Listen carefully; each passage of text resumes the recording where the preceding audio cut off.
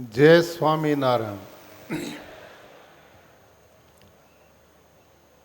श्री स्वामी नारायण मंदिर वड़ताल संस्थान के लक्ष्मी नारायण देव द्विशताब्दी महोत्सव के इस पवित्र अवसर पर हमारे बीच में उपस्थित परम श्रद्धेय आचार्य प्रवर श्री राकेश प्रसाद जी महाराज,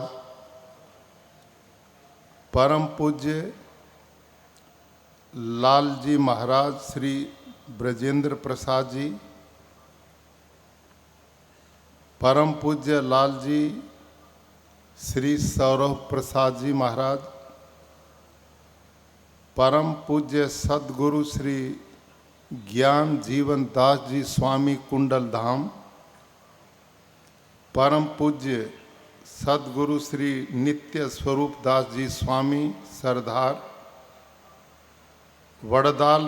वड़ताल धाम के चेयरमैन परम पूज्य श्री देव प्रकाश दास जी स्वामी,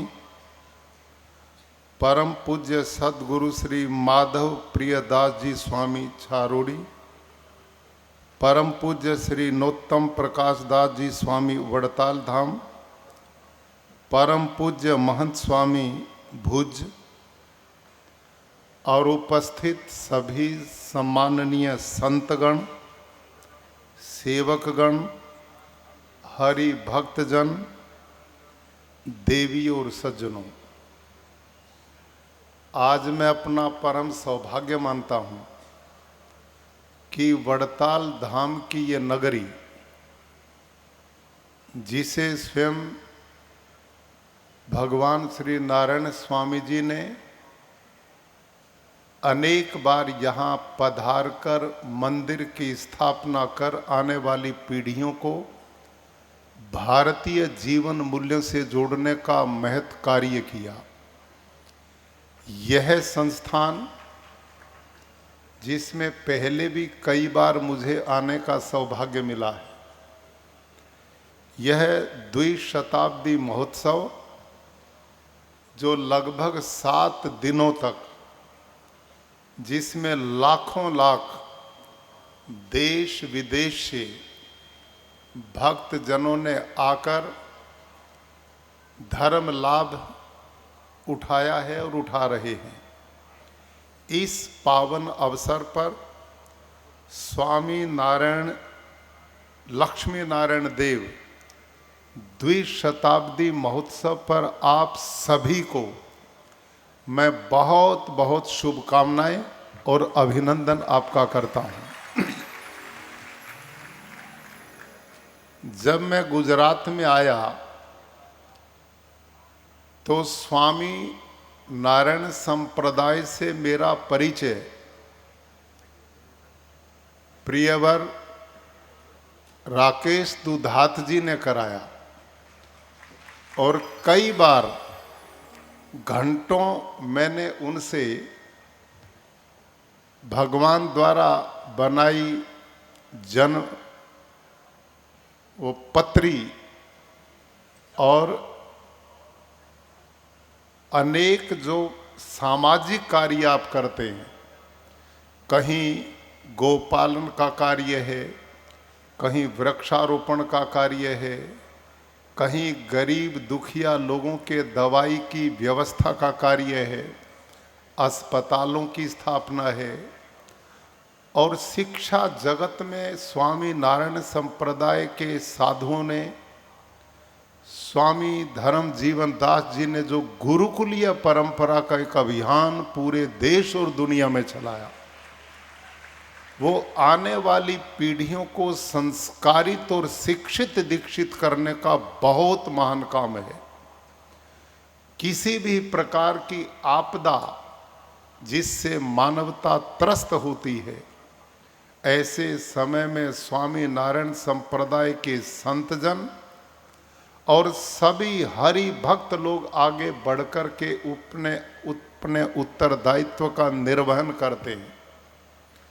और इतनी बड़ी संतों की ये बहुत बड़ा संगठन मुझे आज ही मान्यवर स्वामी जी बता रहे थे कि लगभग 45-47 नव दीक्षित आज के ही दिन हमारे संत महानुभाव समाज सेवा में जिन्होंने अपना जीवन समर्पण किया, उन संतों को भी मैं नमन करता हूं। और जितने संतगण जो जीवन की नफासत नजाकत को ठोकर मारकर जिन्होंने कठोरता और संघर्ष का जीवन अपनाने का निर्णय लिया, भाई और बहनों, अपनों में अपनापन तो सभी देखते हैं। महान लोग वो होते हैं जो दूसरों में अपनापन देखते हैं। और ये जो कार्य है, स्वामी नारायण संप्रदाय के संतगण पिछले 200 वर्षों से भी ज्यादा काल से पूरी मानवता के कल्याण के लिए समर्पण भाव से कार्य कर रहे हैं।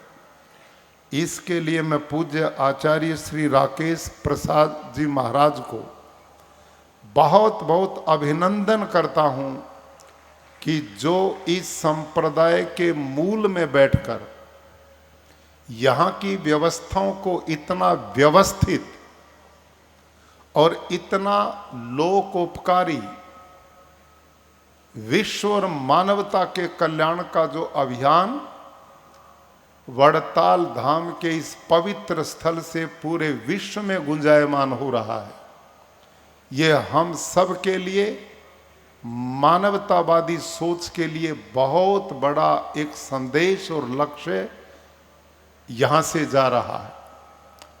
भाई और बहनों, समाज सेवा का कोई ऐसा क्षेत्र नहीं है जिसमें स्वामी नारायण संप्रदाय का बढ़ चढ़ करके योगदान न होता हो। ये बहुत बड़ा जीवन दर्शन और आने वाली पीढ़ियों के लिए प्रेरणा का केंद्र है।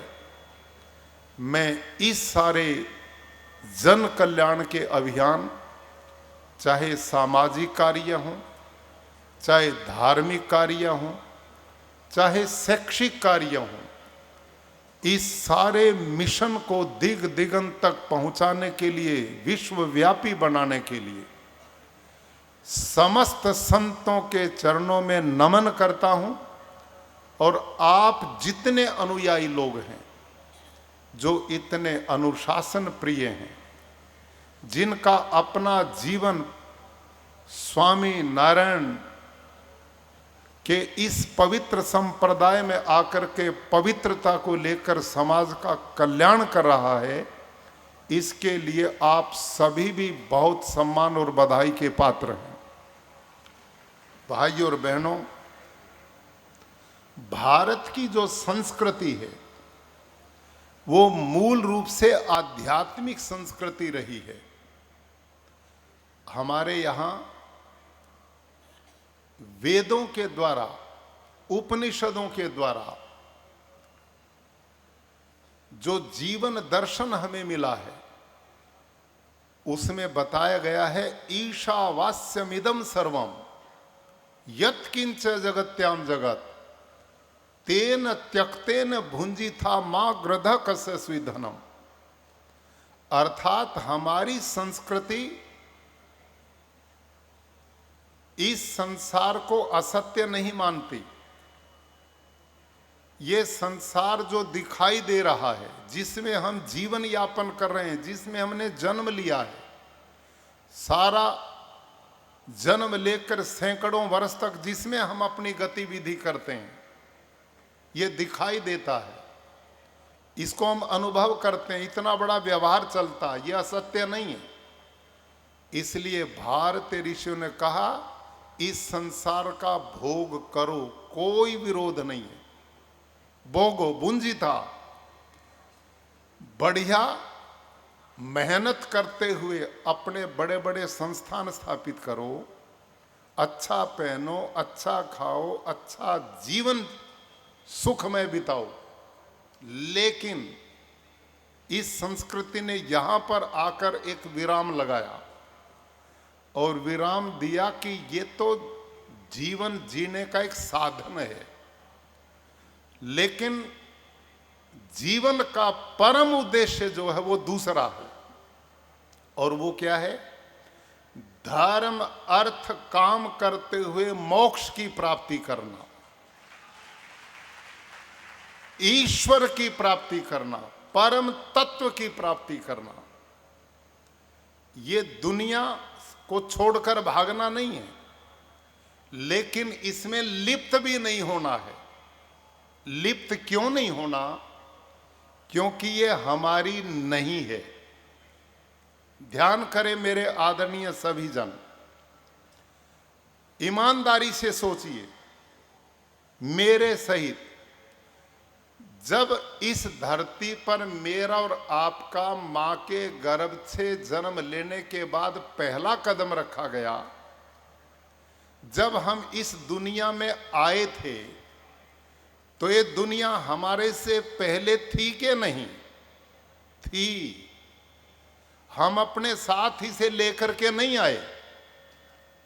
हमने जब जन्म लिया उससे पहले ये दुनिया विद्यमान थी, और जब हम इस दुनिया से विदाई लेकर जाने वालों को देख रहे हैं, एक भी ऐसा अब तक नहीं मिला कि जो अपने साथ ही सारी दुनिया को लेकर के जा रहा हो।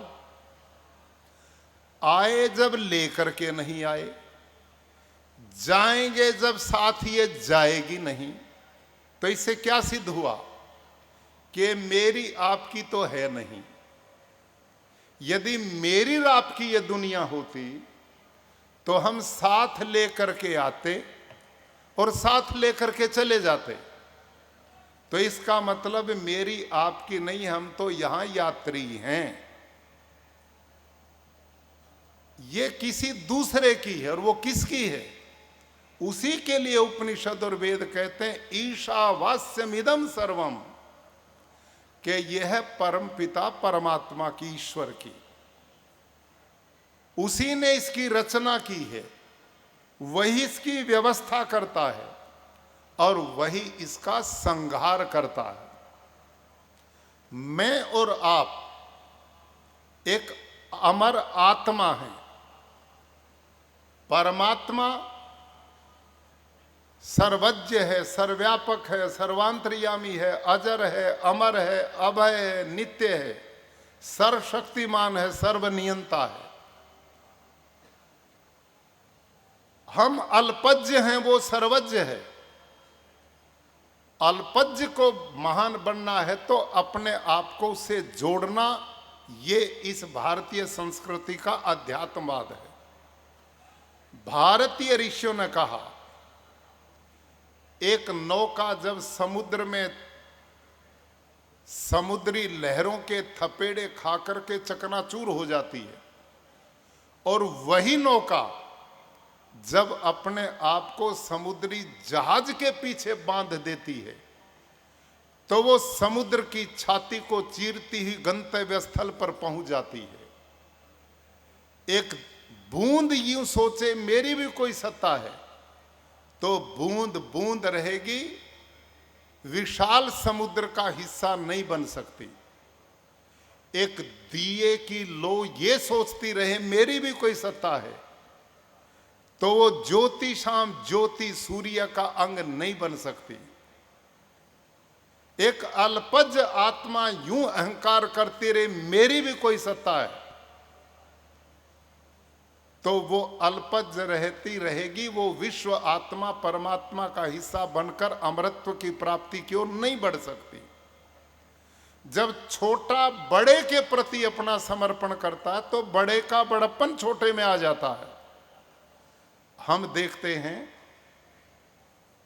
रेल का एक इंजन, जब डिब्बे अपने आप को उसके पीछे बांध देते हैं, तो वो डिब्बे भी रेल के इंजन की तरह 50-60 मील की गति से दौड़ रहे हैं। एक नौका जब समुद्र से बंध जाती है तो वो नौका न रहकर समुद्री जहाज का हिस्सा बन जाती है। एक बूंद जब समुद्र में मिल जाती तो बूंद नहीं रहती, समुद्र का हिस्सा बन जाती है। एक लो जब अपने आप को सूर्य की ज्योति से जोड़ती तो वो लो नहीं रहती, सूर्य बन जाता है। और अल्पज्य आत्मा जब विश्व आत्मा भगवान के प्रति समर्पित हो जाता है तो फिर उसके असीम आनंद की प्राप्ति करता हुआ मोक्ष की प्राप्ति करता है, और यही जीवन का परम लक्ष्य है। लेकिन हम इस दुनिया में आके, मैं भी उसमें हूं, आप भी हैं, हम इस दुनिया को इतना सत्य मानने लग जाते हैं कि इससे इतना मोह बना लेते हैं, इतना राग बना लेते हैं, इससे इतने चिपक जाते हैं कि हम सत्य इसी को मानने लग जाते हैं और उस आध्यात्मिक महाशक्ति को भूल जाते हैं। मुझे एक प्रसंग याद आया, आपको भी अच्छा लगेगा। बृहदारण्यकोपनिषद में बहुत सुंदर एक प्रसंग है। भाइयों और बहनों, महर्षि याज्ञवल्क्य अपने समय के बहुत पहुंचे हुए महाविद्वान ऋषि थे। शतपथ ब्राह्मण जैसे ग्रंथ की रचना की उन्होंने, और वो राजाओं के पुरोहित भी थे। जो राजा का पुरोहित होगा उस पे धन की तो कमी रहती नहीं। तो महर्षि याज्ञवल्क्य गृहस्थ थे। उनकी पत्नी का नाम था कात्यायनी। कात्यायनी जो थी वो सामान्य महिलाओं जैसे विचार रखती थी। वह अध्यात्मवाद में ज्यादा प्रवेश उनका नहीं था। गृहस्थ में रहते हुए महर्षि याज्ञवल्क्य के यहां कोई संतान नहीं हुई। जब संतान नहीं हुई, आयु बढ़ रही थी, तो जैसे संत लोग बैठे ऐसे उस काल के संत ऋषि लोग उनके पास आए और उन्होंने प्रस्ताव दिया, ऋषिवर, आप जैसा महाविद्वान इस समय धरा पर कोई है नहीं, आपके यहां कोई संतान हुई नहीं, और आपके यहां संतान होना आवश्यक है क्योंकि आने वाली पीढ़ियों का वो कल्याण करेगी, आप जैसी धर्मात्मा होगी। इसलिए हम आग्रह करते हैं कि आप दूसरा विवाह कर लो। और ये प्रेशर ऋषियों ने महर्षि याज्ञवल्क्य पर डाला और उनको दूसरे विवाह करने के लिए राजी कर लिया। उनकी दूसरी पत्नी का नाम था मैत्रेयी। मैत्रेयी बहुत विदुषी थी, बड़ी धर्मात्मा थी, बड़ी परोपकारी महिला थी। अब दूसरा विवाह हो गया, लेकिन ईश्वर की सोच और है, हमारी कुछ और है। विवाह दो हो गए, उम्र 50 साल की हो गई, लेकिन दूसरी पत्नी से भी कोई संतान महर्षि याज्ञवल्क्य के यहां नहीं हुई। लेकिन यहां लोग आध्यात्मिक रूप से बड़े पहुंचे हुए थे। महर्षि याज्ञवल्क्य की 2 शादियों के बाद भी कोई संतान न हुई और 50 साल के हो गए, तो उन्होंने और कोई प्रतीक्षा नहीं की। उन्होंने अपने आत्म विकास के लिए, मोक्ष प्राप्ति के लिए एक दिन निर्णय लिया, अब मैं वानप्रस्थ में प्रवेश करूंगा। हमारे यहां 4 आश्रम होते थे, ब्रह्मचर्य, गृहस्थ, वानप्रस्थ और सन्यास। हर व्यक्ति का जीवन 4 भागों में बटा होता था। अब जब 50 साल के हो गए तो उन्होंने अब संतान की कोई प्रतीक्षा नहीं की और वनस्थ होने का निर्णय ले लिया।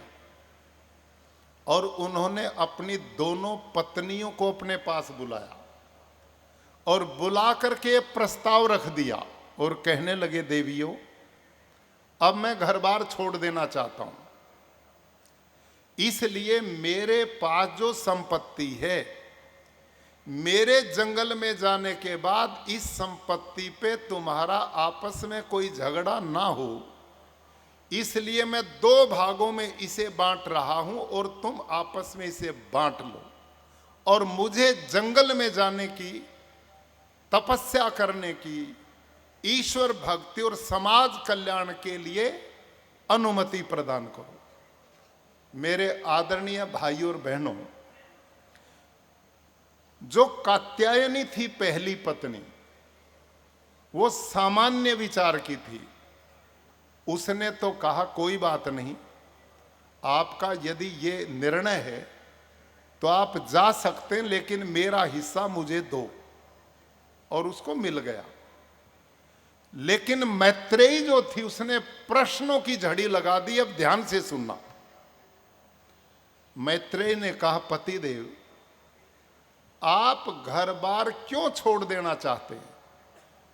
महर्षि याज्ञवल्क्य कहते हैं, आत्म तत्व की प्राप्ति के लिए मैं उस वस्तु की प्राप्ति के लिए घर बार छोड़ रहा हूं जिसकी प्राप्ति के लिए हर मनुष्य इस धरती पर जन्म लेता है। तो मैत्रेयी कहती है, क्या वो तत्व, क्या वो परम तत्व इस धन से नहीं मिल सकता जो आप मुझे दे रहे हो? इस दुनिया में ये जो भोग की वस्तुएं, इनसे नहीं मिल सकता। महर्षि याज्ञवल्क्य ने कहा, देवी इस भौतिक धन संपदा से आप बढ़िया लग्जरी लाइफ तो जी सकती हो, बढ़िया महलों में रह सकती हो, बढ़िया खा पी सकती हो, बढ़िया गाड़ियों में रह सकती हो, सुविधाओं में रह सकती हो, दुनिया के मजे ले सकती हो। इससे ऐसा जीवन तो जिया जा सकता है, लेकिन इस धन दौलत दुनिया की वस्तुओं से उस पर ब्रह्म परमात्मा की प्राप्ति नहीं हो सकती।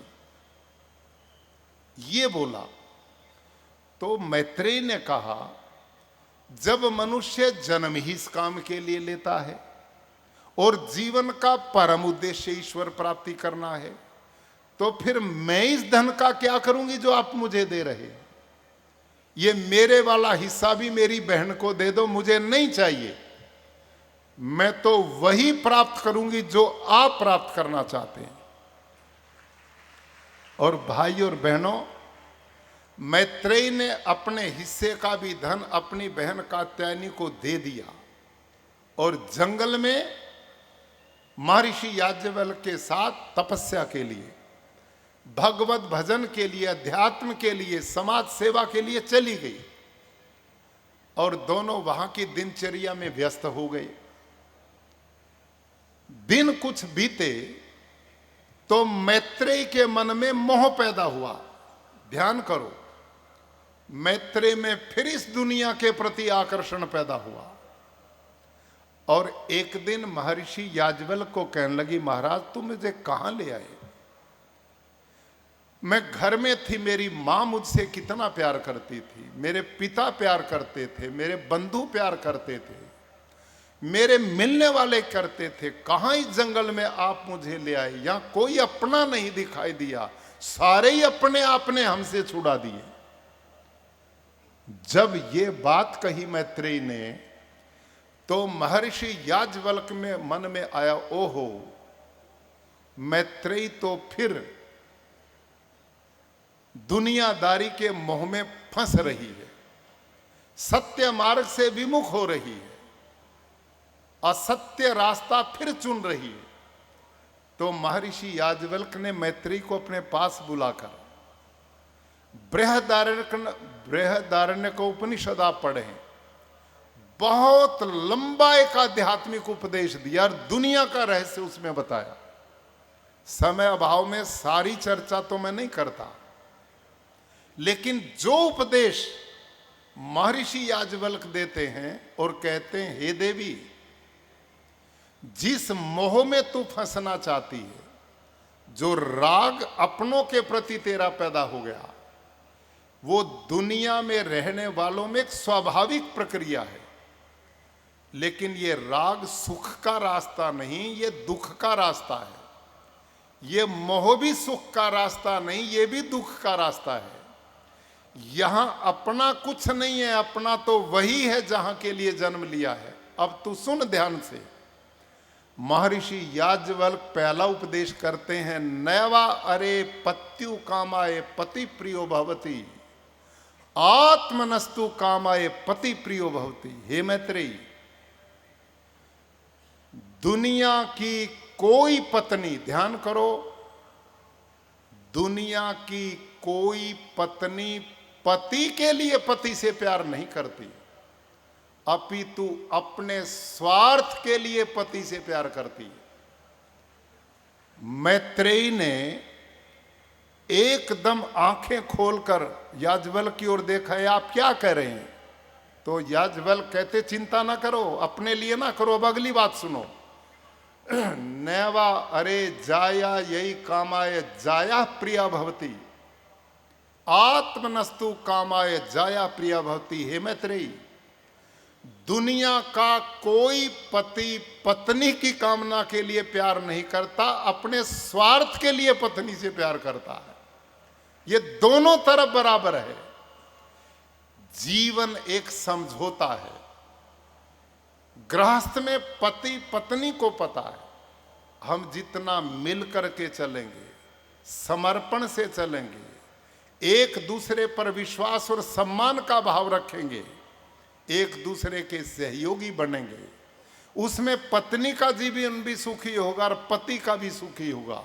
लेकिन मैत्रेयी ध्यान करो, ये समझौता उसी समय तक चलता जब एक दूसरे के स्वार्थ पूरे करते हैं। जहां स्वार्थ टकरा जाते हैं वहीं लोग कोर्टों में तलाक के लिए पहुंच जाते हैं, फिर वो प्यार कहां गया।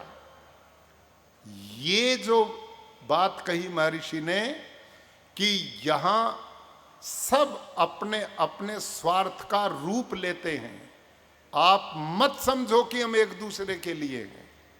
हम एक दूसरे के लिए हैं एक उद्देश्य की प्राप्ति के लिए, और वो तेरा भी उद्देश्य वही और मेरा भी उद्देश्य वही, और वो क्या है? पुनः धर्म अर्थ काम करते हुए मोक्ष की प्राप्ति की ओर जाना। आप और मेरा गृहस्थ में मेल प्यार प्रेम संबंध यदि उस लक्ष्य में सहयोगी बनता है तो ये कल्याणकारी है। और केवल धन वैभव के लालच लोभ में हम स्वार्थों में जुड़े हैं तो इसमें कभी भी सुख का आविर्भाव नहीं होता। मैत्रेयी, नैवारे पुत्राणाम कामाय पुत्रा प्रिया भवन्ति, आत्मनस्तु कामाय पुत्रा प्रिया भवन्ति। मैत्रेयी, कोई भी माता पिता पुत्रों की कामना के लिए पुत्रों से प्रेम नहीं करते, अपितु दुनिया का हर माता पिता को पता है, इसलिए पुत्रों से प्रेम करता कि तूने अपने खानदान की बेल को चलाना है, ये तेरे बुढ़ापे की लाठी बनेंगे, ये तेरे कुल के गौरव को बढ़ाने का काम करेंगे।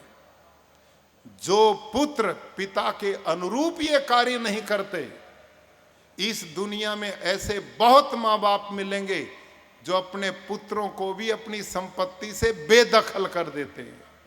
क्यों? क्योंकि उस समय वो उनके स्वार्थों की पूर्ति नहीं करते। मैत्रेयी, ये दुनिया स्वार्थ की है। बहुत लंबा उपदेश देते हैं और अंत में इतना बोलते हैं, नैवारे सर्वाणाम कामाय सर्वम प्रियम भवति, आत्मनस्तु कामाय सर्वम प्रियम भवति। मैत्रेयी, ये जो दुनिया है ना, ये एक दूसरे के साथ स्वार्थ के समझौतों से बंधी पड़ी है। जहां स्वार्थ अनुकूल चलते हैं तो यारी दोस्ती मित्रता बंधुत्व प्रेम प्यार चलता है, जहां अनुकूलता नहीं होती वहां टकराव होता है, स्वार्थों के कारण टकराव होता है। दुनिया स्वार्थों से परिपूर्ण है। मैत्रेयी, तू उस पिछले मोह में मत पड़, पुनः अपने विवेक को जागृत कर। और मेरा और आपका परम उद्देश्य है, हर प्राणी में अपनी आत्मा को देखो, हर दुखी लोगों के दुख दर्द दूर करने का प्रयास करो, समाज सेवा के काम करो, अपनी आत्मा का विकास करो, भक्ति करो, यज्ञ दान तप करो, कल्याण के कार्य जो आपको अपने लिए सुख देते हैं वो दूसरों के लिए पैदा करो।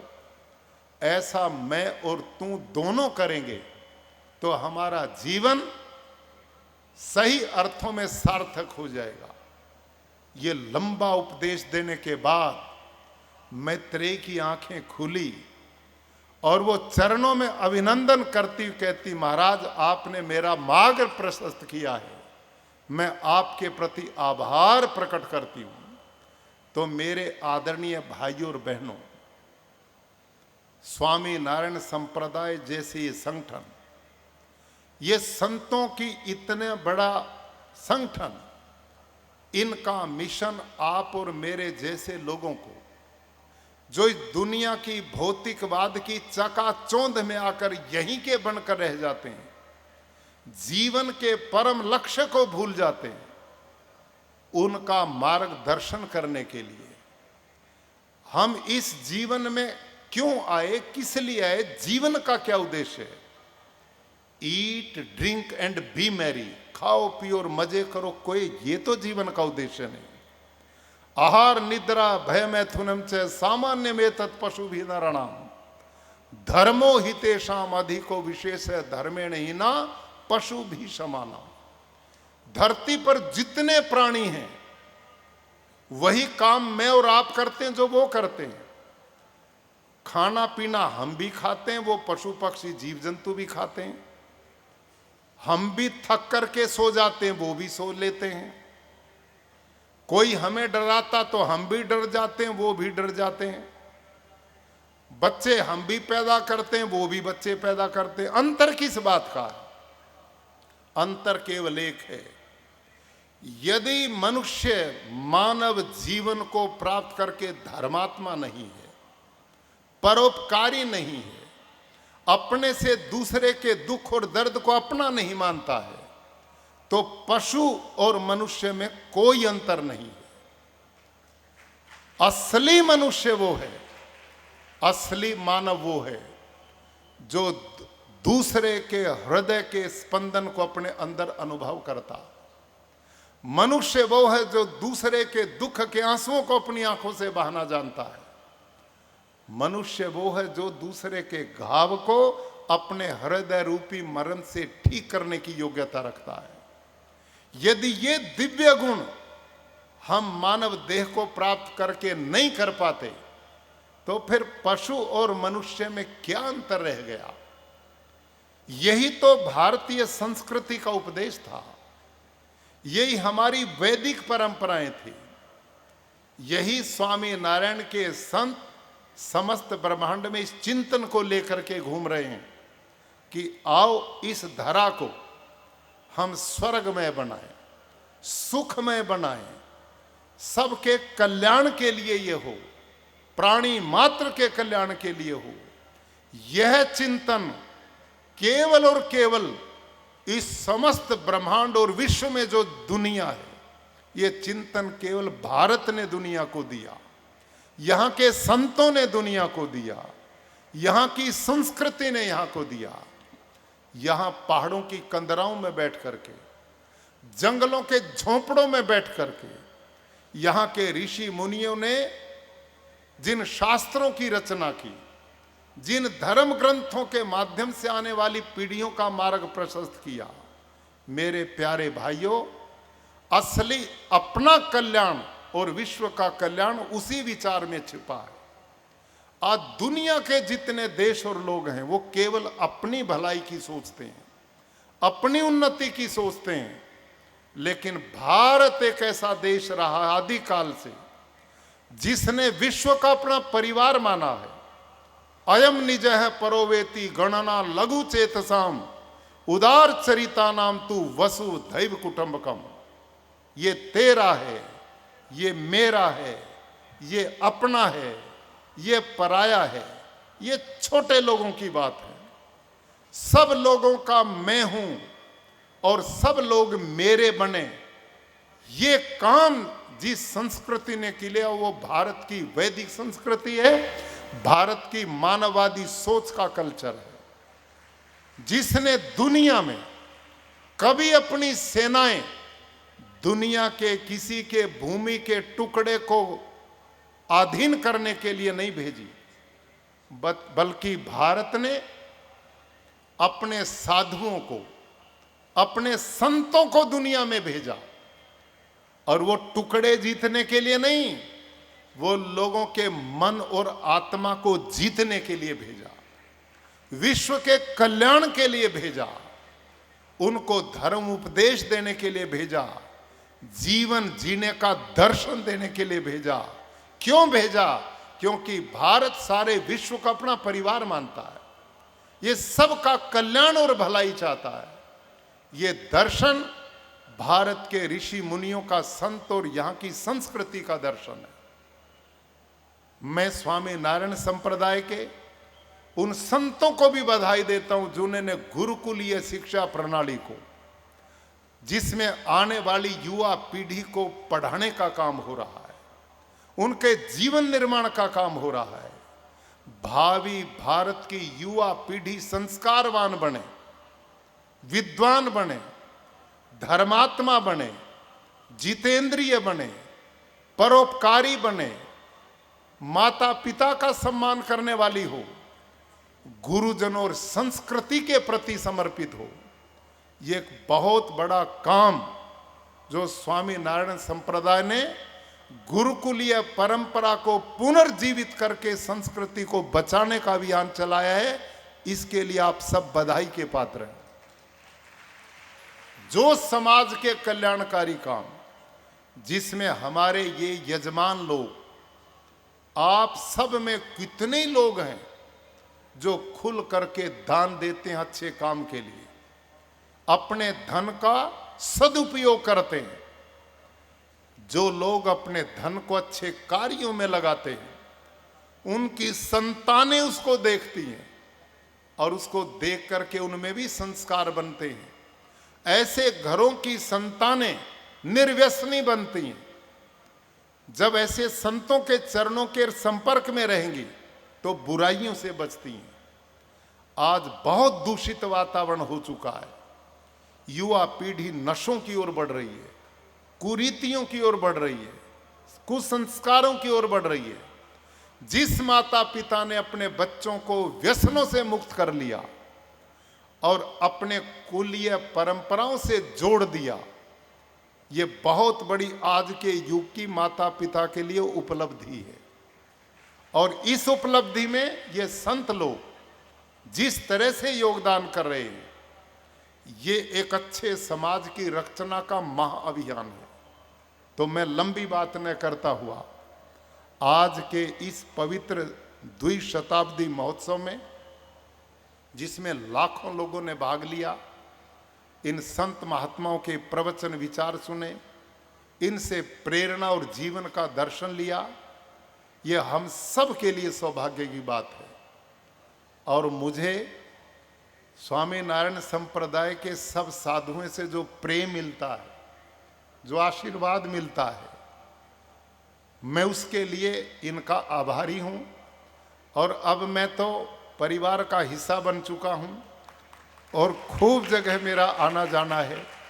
और नई प्रेरणा लेकर आज भारत के यशस्वी प्रधानमंत्री श्रीमान नरेंद्र मोदी जी, जो इसी पावन धरती के सुपूत हैं, जिन्होंने इस देश की उसी प्राचीन गरिमा को पुनर्स्थापित करने का अभियान छेड़ा है, जो भारत को विकसित भारत बना रहे हैं, आत्मनिर्भर भारत बना रहे हैं, भारत की आस्था के केंद्रों की पुनर्स्थापना कर रहे हैं, भारत की संस्कृति और जीवन मूल्यों को बचाने का काम कर रहे हैं, भारत का चहुमुखी विकास देश और दुनिया में जिसका सम्मान बढ़ा है, आज जिस मिशन पर रात और दिन वो मेहनत और परिश्रम करते हैं, आओ हम सब मिलकर उनके उस विचार को बल देते हुए भारत को विश्व गुरु बनाएं, भारत की महाशक्ति बनाएं और सम्मान और गौरव से खुद जिएं और आने वाली पीढ़ियों के लिए एक गौरवपूर्ण भारत का निर्माण करें। इसमें स्वामी नारायण संप्रदाय के इन संत और आप सबका बहुत बड़ा योगदान सदा याद रखने लायक रहेगा। आओ हम मिलकर के अपने संस्कृति जीवन और निर्व्यसनी जीवन जीते हुए विश्व के लोगों के लिए आदर्श बने। इन्हीं शब्दों के साथ पुनः मैं सभी संतगण का, आचार्य प्रवर श्री राकेश प्रसाद जी महाराज का बहुत धन्यवाद करते आप सबके लिए बहुत बहुत शुभ और मंगल कामना करता हूं। आप स्वस्थ रहें, निरोग रहें, फलते फूलते रहें, अध्यात्मवाद और ऋषियों के जीवन से जुड़े हुए जीवन के परम लक्ष्य मुक्ति की ओर बढ़ें। इन्हीं शब्दों के साथ सबका बहुत बहुत धन्यवाद।